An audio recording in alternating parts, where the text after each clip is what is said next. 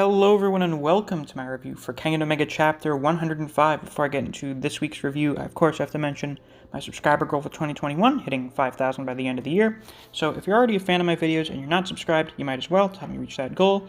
The other thing is my Patreon. If you want to get shoutouts at the end of videos or you want to get access to some extra content, you can always join. There's a link to that down in the description. With that out of the way, let's get on with the review. This week's chapter is very interesting to say the least. We get a lot of information. This is actually a bit longer than a normal chapter. We've been getting a lot of under 20-page chapters lately, but this week's chapter is actually 21 pages, and we get a lot out of it. So, first off, Okoye has regained feeling in his arm. It doesn't seem to be poison. It was only a temporary thing, which is interesting. We'll see some of the usage of that later. But for the most part, the chapter starts off with us learning about Nicholas. So according to his brother and Teddy, Nicholas was part of a special forces op in the French government that got sent to do a bunch of stuff that no one should ever know about, which, as we know, usually means they were going off and doing really terrible shit.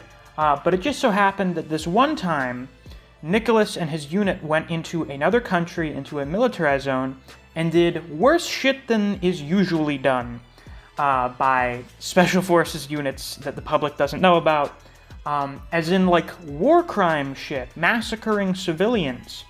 And after that, Nicholas seemingly killed everyone else in the unit and then fled to Japan, and the French government wants to get him back so they can, prosecute him. But the problem is, if they're going to try and extradite him from Japan, that means they would have to tell Japan why they wanted to extradite Nicholas. And that would involve, telling them about all of the terrible shit that Nicholas was doing, under the orders of the French government. And that would be bad for them, so Nicholas is just kind of safe there in Japan.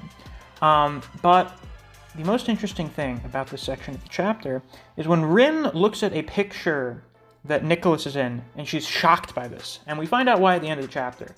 But we go back to the fight between Nicholas and Okoye, and both of them are super, super fast. And we get some insight into Nicholas's fighting style. He kind of uses a combination of three different things. He uses sort of a fencing stance. He uses savate, which a lot of us have been saying he would use. And I suggested last week that it could be mixed with something else, which we see here. Once again, savate is basically French kickboxing. And he also mixes in some karate in there as well. So it seems like he's mixed multiple different martial arts together to sort of make a effective fighting style for himself. So, funnily enough, the fencing thing, Liu is that's kind of like what Hikaru does.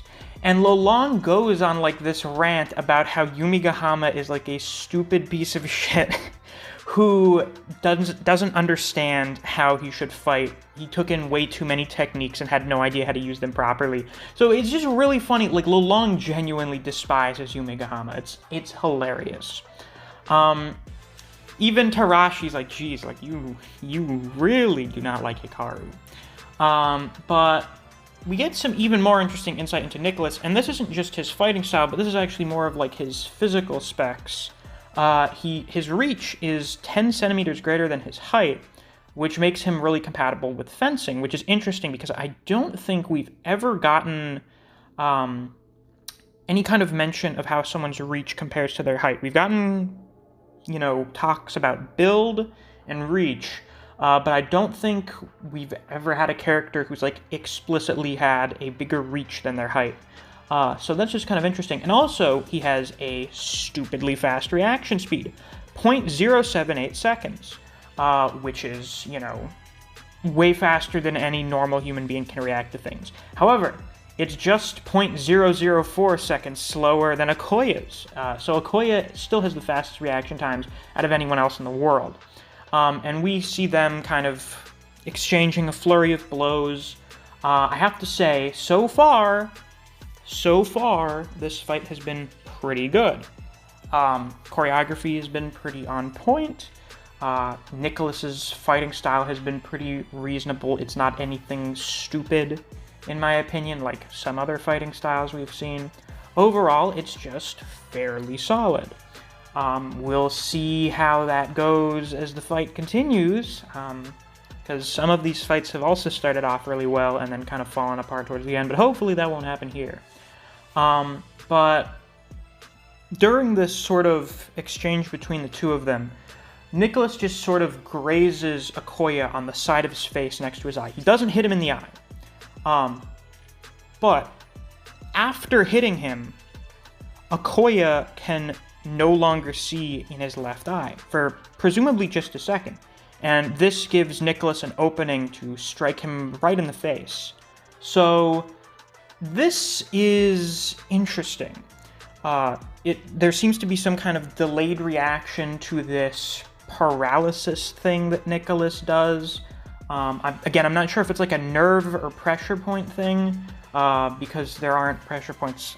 I think Nico Zera mentioned this in a video of his talking about Nicholas, but there isn't a pressure point where Nicholas hit Okoye on the arm, but he could be hitting nerves. And if Nicholas is hitting nerves, then I guess I could see it making sense that Okoye would suddenly lose vision in his eye temporarily. But yeah, that's pretty interesting. I'm wondering how Okoye is going to overcome this, because so far the fight is going the way I thought it would, which is Nicholas kind of getting the upper hand over Okoye initially, and then Okoye making a comeback after that for like the middle part of the fight. And then the ending is where it's just going to turn into a fucking massacre on both sides. Like, they're just going to tear each other apart. But the end of this chapter is the most interesting part. And that is because the Nicholas that we have been seeing this whole time is not the Nicholas LeBanner that is Jerome LeBanner's brother. The guy in the picture with him and Teddy is a completely different person. They kind of look similar, but he's a completely different guy. So, seemingly, this Nicholas is an imposter of sorts. So what's the deal with that? Is he a worm agent? I don't think so, because it would not make sense at all for Nidon to sell out a fellow worm agent. That would just, like, completely go against his character. A lot of people have been thinking that he's part of some kind of anti-worm organization. I wonder if that special ops mission had something to do with hunting down worm members. And maybe that was where the real Nicholas was replaced by this Nicholas, or maybe the real Nicholas never joined the Special Forces. Though Jerome said that Teddy said that he saw him after he had joined, so I don't know. Maybe, no. They had seen each other at the same time, so that wouldn't make any sense. But it seems like the Nicholas we know probably replaced that Nicholas at some point during Special Ops missions. But we still need to figure out what his deal is. What does he want? What does he want? What does this Nicholas desire? What is he after? What's his purpose in being here? I feel like we're probably going to find that out next chapter, maybe? I feel like this kind of leads into, like, a second backstory next chapter.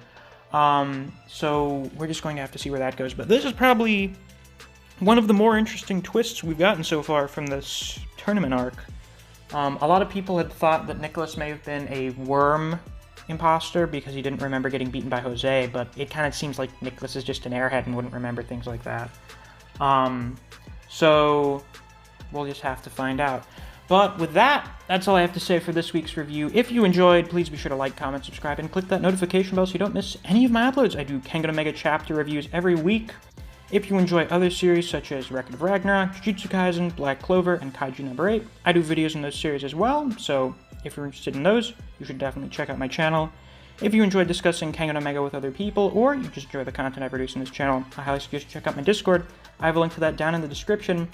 Since it's the end of the video, it's time to give a shout out to my wonderful patrons, Archbears CJ2K, Fuse, Neo, Solo Warrior, Tyrese Simmons, Dejan Redden, Honey Mustard, Zach Rowitz, K-God, Holly Walker, Angel Does It, and Chris Redfield. Thank you all very much for supporting me on Patreon. I greatly appreciate it. And if you too want to get a shout out or access to some extra content, you can always become a patron as well. There's a link to my Patreon down in the description. Thanks for watching. I'll see you guys around. Take care.